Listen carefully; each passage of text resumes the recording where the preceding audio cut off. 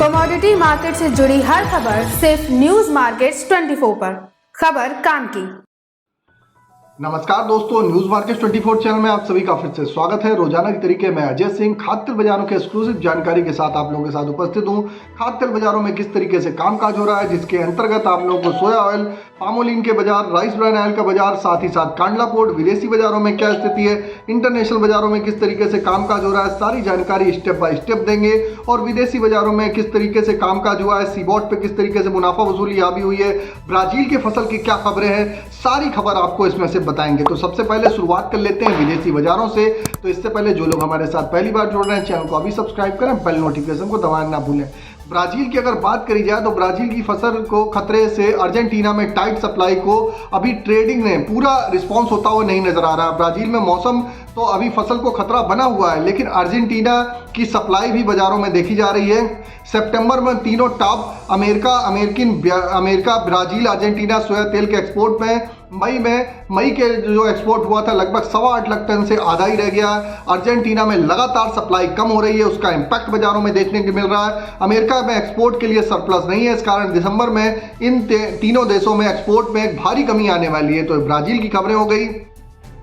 अगर सीबॉट की बात करेंगे तो कल सीबॉट के बाजारों में -66 पॉइंट की गिरावट देखी गई। सीबॉट के बाजारों में मुनाफा वसूली आ भी रही।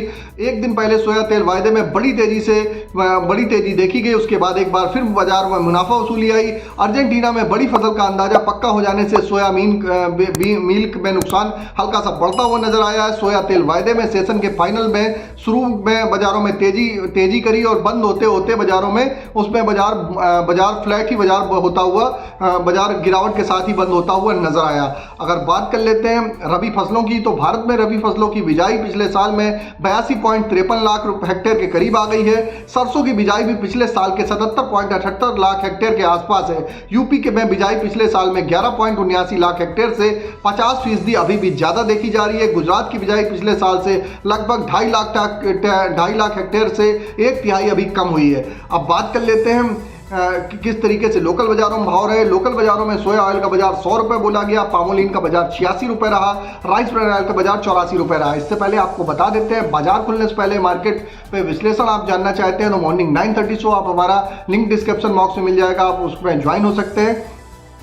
चलिए बात करेंगे कांडला पहले एडविल ऑयल लोकल बाजारों में सोया ऑयल का बाजार 100 रुपए, पामोलिन का बाजार 86 रुपए, पामोलिन का बाजार 87 रुपए, राइस ब्रान ऑयल का बाजार 84 रुपए बोला गया। इसी तरीके मस्टर्ड ऑयल का बाजार 112 से 13 रुपए रहा। सोयाबीन सीड का बाजार 5050 रुपए। कांडला पोर्ट की अगर बात करेंगे, क्रूड पाम ऑयल का बाजार 789 रुपए, फॉरवर्ड में 794 रुपए, पामोलिन का बाजार 840 रुपए, सोया रिफाइंड 965 रुपए, सोया डिगम 885 रुपए, फॉरवर्ड में 890 रुपए, सनफ्लावर ऑयल का बाजार 960 रुपए रहा। केएलसी कल -29 रिंगिट बंद हुई थी, आज सुबह केएलसी +30 रिंगिट के साथ पॉजिटिविटी के साथ कामकाज होता हुआ नजर आ रहा है। कल जैसे कि खबर आई थी ब्राजील से जो खबर जो आप लोगों को मालूम है, इंडोनेशिया ने जो पाम ऑयल पे अपना संदर्भ रेट है लगभग आप देखेंगे कि लगभग $45 के आसपास बढ़ाया है। उसका इंपैक्ट भी बाजारों में देखने को मिलेगा। उसके हिसाब से आप 1 से 1.5 रुपए किलो की पामोलिन में बढ़त आती हुई आने वाले समय में आपको देखने के लिए मिल सकती है।